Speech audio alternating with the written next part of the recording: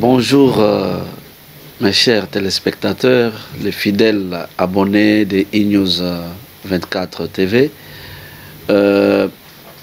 Dieu nous a donné encore une autre opportunité, ou je peux dire une autre journée, pour partager ce pain dominical qui est le 15e numéro. Voilà. Et aujourd'hui, Dieu m'a mis à cœur de parler sur quelque chose que je vais intituler « Nous regardons à ce qui est invisible ». Nous regardons à ce qui est invisible. Qu'est-ce que cela veut dire? Nous allons lire dans les Écritures. Nous sommes dans le livre de 2 Corinthiens chapitre 4 et nous lisons le dernier verset, le verset 18. La Bible dit « Un poids éternel de gloire, parce que nous regardons non point aux choses visibles, mais à celles qui sont invisibles, car les choses visibles sont passagères et les invisibles sont éternelles. » Gloire au Seigneur. Nous allons prier. Dieu Tout-Puissant, nous te sommes infiniment reconnaissants. Merci pour cette opportunité que tu nous as donnée. Papa, que cette parole puisse demeurer dans nos cœurs, dans nos vies, dans le nom glorieux de Jésus-Christ. Nous avons ainsi prié. Amen. Bien-aimés dans le Seigneur, Paul est en train de parler ici. Il a décrit des situations au travers desquelles il est passé et il les a considérées comme des afflictions légères. Des afflictions légères. Pourquoi? Parce qu'il a une attitude de la foi. Quelqu'un qui marche par la foi, qui ne marche pas par la vue. Alors, aujourd'hui, quand j'étais en train de lire ce passage, ce verset, le Seigneur m'a inspiré quelque chose. Ça, c'est pour tout celui qui est né de nouveau. Vous êtes un enfant de Dieu, né de nouveau, c'est-à-dire vous êtes né de l'esprit. Physiquement comme ça, vous êtes né, c'est pourquoi vous existez.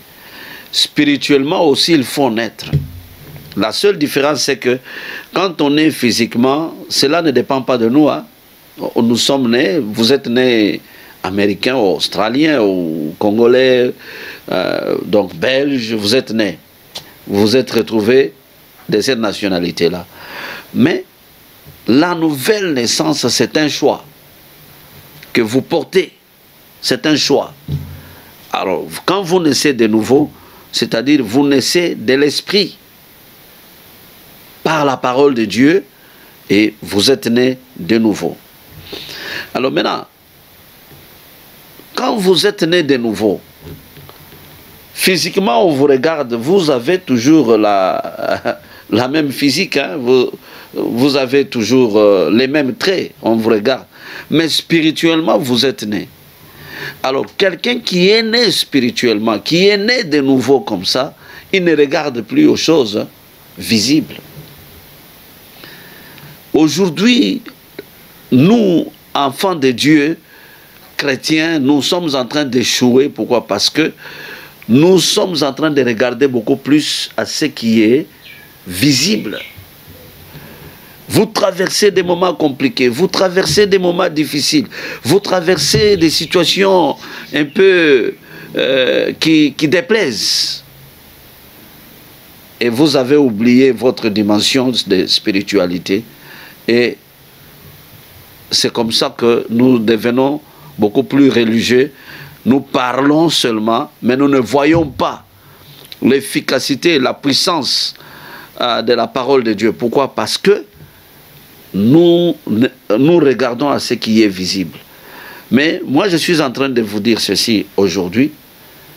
En tant qu'enfant de Dieu, il faut que vous commenciez à regarder dans l'invisible. La parole de Dieu promet. La parole de Dieu dit ceci. Elle nous a donné beaucoup de promesses. Ces promesses, pour les palper, pour les toucher, vous devez les saisir d'abord dans l'invisible.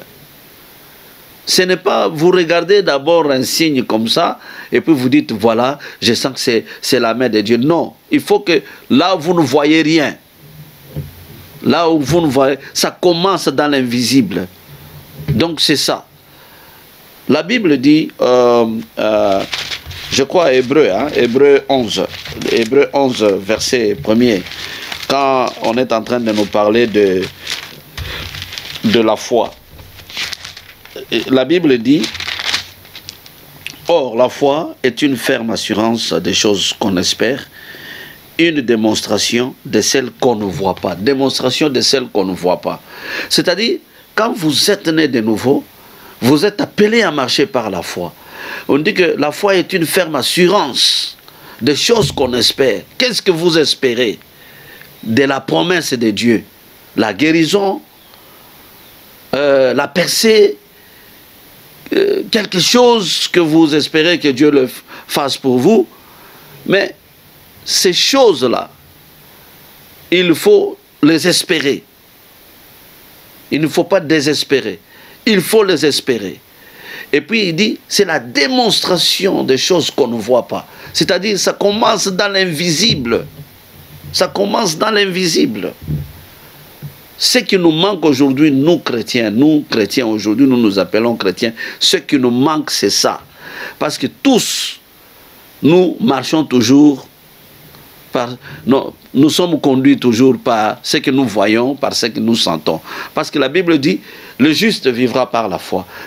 Nous avons déjà expliqué ça maintes fois, que vivre par la foi et non pas par la vue, ça signifie, la vue implique les émotions, les sentiments et tout ce que vous êtes en train de traverser dans la vie. Ce n'est pas ça qui va vous faire prendre une décision. Nous devons marcher par la foi.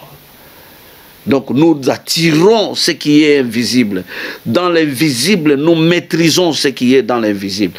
Et quand nous maîtrisons, et vous allez voir que ça va se manifester maintenant, visiblement. Quelqu'un regarde et trouve que non, voilà, vous avez l'argent comme ça, ou bien vous avez telle chose que vous souhaitiez avoir, mais ils ne savent pas que vous l'avez eu à partir de l'invisible. Un exemple typique dans le livre de Romains, pour vous faire comprendre. Romains chapitre 4.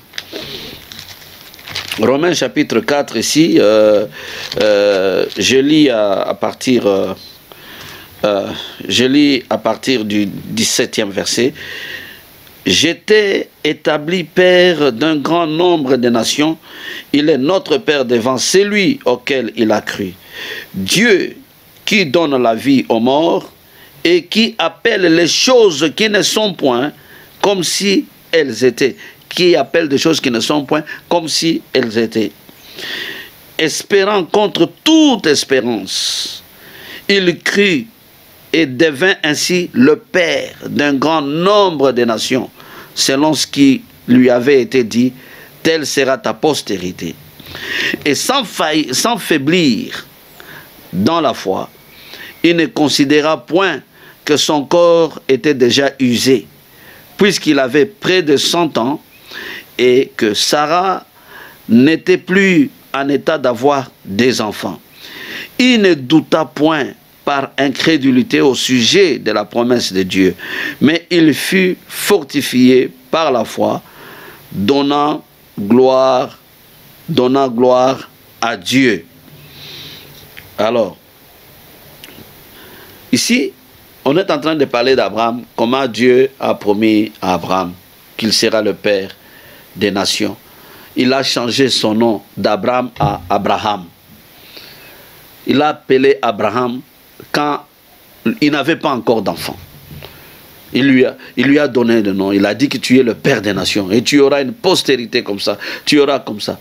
Mais ce qui m'intéresse ici, c'est que la Bible dit qu'Abraham n'avait pas faibli dans la foi devant la promesse de Dieu. Son état du corps, il avait déjà 100 ans. Donc, même Sarah ses entrailles, la Bible dit que ses entrailles étaient mortes déjà. Elle ne pouvait plus donc concevoir. Ça, c'est la loi de la nature. Mais devant cette loi de la nature, la Bible dit que la foi d'Abraham n'avait pas faibli. Toi, tu es un enfant de Dieu. Pourquoi tu faiblis aujourd'hui? La parole de Dieu nous a donné des promesses. Si nous ne les voyons pas, souvent c'est parce que nous voulons être toujours naturels. Regardez bien, bien-aimés. Dieu a dit créons l'homme à notre image selon notre ressemblance. Vous voyez, quand Dieu a créé les choses, tout l'univers, le physique était sorti de Dieu. La terre, l'eau, les arbres, les animaux, tout c'était sorti de lui. Alors Dieu s'est dégagé, il s'est séparé des physiques et il est resté dans le spirituel, il est resté dans l'abstrait, ce qu'on ne pouvait pas toucher. Mais il dit, créons l'homme à notre image, selon notre ressemblance. C'est-à-dire, si vous échouez de marcher en esprit, si vous échouez de maîtriser dans l'invisibilité, vous êtes un chrétien qui échoue. C'est ça le problème. Les églises aujourd'hui, nous les chrétiens aujourd'hui, nous avons beaucoup de promesses, beaucoup de promesses. Mais quand vous regardez, c'est qu'on vous donne la description par le médecin de votre état de santé. Voilà votre état de santé. Vous n'avez qu'une semaine, un mois de vivre et tout ça. Quand on vous dit ça, c'est fini. Ça, je ne dis pas que ce que les médecins disent, c'est faux. Ça, c'est la loi de la nature. Mais quand vous commencez par maîtriser l'invisible, la guérison. Donc on vous dit par exemple que non, vous avez telle maladie, c'est une maladie qui est incurable. Comme vous êtes né de nouveau, vous vous regardez maintenant à l'invisible, la guérison. Vous commencez à parler la guérison, vous commencez à vous comporter la guérison, vous commencez à faire tout comme quelqu'un qui est guéri. Et c'est comme ça que vous allez attirer la guérison. Bien-aimé, la parole de Dieu, c'est la vérité. Elle est la vérité. Ce qui nous manque aujourd'hui, c'est de maîtriser dans ce qui est invisible. Vous voyez? Donc, ce qui est invisible. Nous regardons à ce qui est visible. Oh, voilà comment ça dérange. Oh, voilà comment ça... Oui, mais oui, c'est vrai, ça existe. Ça y est là. Mais nous sommes des gens surnaturels. C'est pourquoi, vous voyez, j'ai dit que il faut être un enfant de Dieu. Il faut être né de nouveau. Parce que quand vous naissez de nouveau, vous allez comprendre. Et vous allez marcher dans les... C'est ce qui va montrer que vous êtes surnaturel. Vous n'êtes pas ordinaire. Enfant de Dieu, comme vous me regardez là, vous n'êtes pas ordinaire. Vous êtes extraordinaire. Mais souvent, nous sommes dominés par ce qui nous arrive dans la vie. La santé ou la souffrance. Ou Paul, lui, il dit, mais non, mais il ne regarde pas ce qui est visible. Lui, il est en train de regarder à ce qui est invisible. C'est ce qu'il nous demande aujourd'hui. En tant qu'enfant de Dieu, en tant qu'un enfant de Dieu né de nouveau. Un chrétien né de nouveau, pas un chrétien religieux. J'ai toujours dit ça. Il y a des religieux, des chrétiens. Ils adhèrent aux assemblées, ils adhèrent à l'église, ils sont là. Mais ils ne marchent pas dans les principes de la foi, dans les principes des enfants de Dieu nés de nouveau. C'est ça le principe. L'invisibilité, dans l'invisible. Vous maîtrisez ça. Tout commence dans l'invisible pour les palper. Alors, mais il ne faut pas chasser les visibles, il faut chasser l'invisible. Donc vous commencez à chercher à attraper ce qui est invisible. Donc vous connaissez, vous regardez, vous voyez ça. Pendant que tout le monde ne voit pas, mais toi tu vois ça. C'est ça. Que Dieu m'a mis à cœur aujourd'hui de parler que à un moment donné, il faut changer. Si vous êtes né d'esprit, Si vous êtes né de la parole de Dieu, c'est ça le principe de vie. Ce qui est visible ne peut pas venir vous distraire. Ce qui est visible ne peut pas venir vous désorienter. Il faut toujours avoir la foi. Abraham est là. La Bible dit qu'il n'a pas failli, il n'a pas faibli dans la foi. Son état de corps n'était pas un problème à cause de la promesse que Dieu a faite en lui. L'état de sa femme, c'était rien. Donc, jusqu'à ce qu'ils ont eu Isaac, Sarah a conçu et elle a mis au monde Isaac. À un moment donné, Abraham, Sarah avait suggéré, non, mais écoute, il faut prendre même ma servante et vous allez avoir un enfant. Et Abraham a fait, et il a eu Ishmaël. Mais ce qui était étonnant, malgré Ishmaël, Dieu vient et lui dit, tu vas avoir un enfant. Abraham regarde et dit, mais regarde mon âge. Et puis, il dit que Ismaël vive devant toi, parce qu'il a vu que non, malgré Ismaël, mais Dieu ne comprend pas que, donc Dieu ne voit pas Ismaël, il est en train de me promettre toujours un enfant. Dieu lui a dit, tu auras Isaac.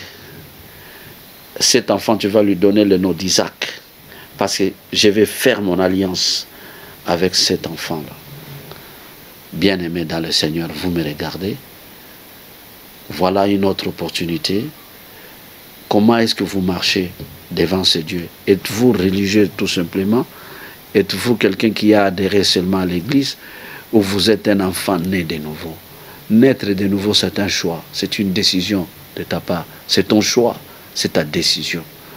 Alors, bien-aimé, prends une décision maintenant.